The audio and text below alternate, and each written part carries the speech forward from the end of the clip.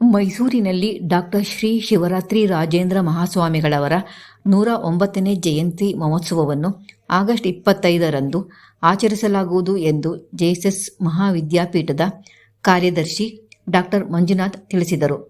ನಗರದಲ್ಲಿ ಗುರುವಾರ ಸುದ್ದಿಗೋಷ್ಠಿಯಲ್ಲಿ ಈ ಕುರಿತು ಮಾತನಾಡಿದ ಅವರು, ಆಗಸ್ಟ್ 25ರ ಬೆಳಗ್ಗೆ 10:30ಕ್ಕೆ ನಗರದ ಸುತ್ತೂರು ಮಠದಲ್ಲಿ ಶ್ರೀ ಶಿವರಾತ್ರಿ ರಾಜೇಂದ್ರ ಸ್ವಾಮಿಗಳ ಜಯಂತಿ ಮಹೋತ್ಸವ ನಡೆಯಲಿದೆ ಎಂದು ತಿಳಿಸಿದರು.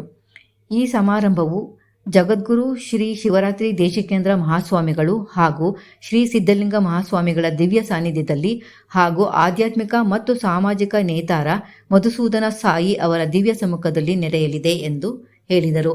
ಈ ಕಾರ್ಯಕ್ರಮವನ್ನು ಗೋವಾದ ರಾಜ್ಯಪಾಲ ಪಿಎಸ್ ಶ್ರೀಧರನ್ ಪಿಳ್ಳೈ ಅವರು ನೆರವೇರಿಸಲಿದ್ದು, ಮೇಘಾಲಯ ರಾಜ್ಯಪಾಲ ಸಿಎಚ್ ವಿಜಯಶಂಕರ್ ಅವರು ಅಧ್ಯಕ್ಷತೆ ವಹಿಸಲಿದ್ದಾರೆ ಎಂದು ಹೇಳಿದರು.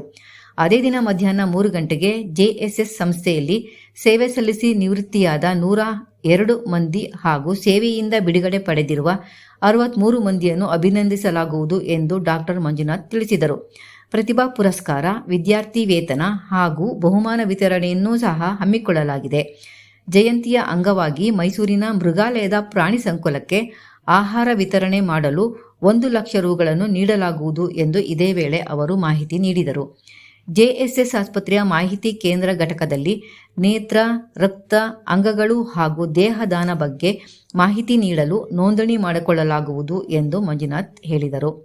ಸುವರ್ಣ ಮಹೋತ್ಸವ ವಿಶೇಷ ಉಪನ್ಯಾಸ 14 ಮತ್ತು ವಿಶೇಷ ಉಪನ್ಯಾಸ ಮಾಲೆಯ ಕೃತಿಗಳ ಲೋಕಾರ್ಪಣೆ ಕಾರ್ಯಕ್ರಮ ಆಗಸ್ಟ್ 24ರಂದು ಸಂಜೆ 4 ಗಂಟೆಗೆ ಮೈಸೂರಿನ ಜೆಎಸ್ಎಸ್ ಆಸ್ಪತ್ರೆ ಶ್ರೀ ರಾಜೇಂದ್ರ ಶತಮಾನೋತ್ಸವ ಸಭಾಂಗಣದಲ್ಲಿ ನಡೆಯಲಿದೆ ಎಂದು ಅವರು ಇದೇ ವೇಳೆ ತಿಳಿಸಿದರು.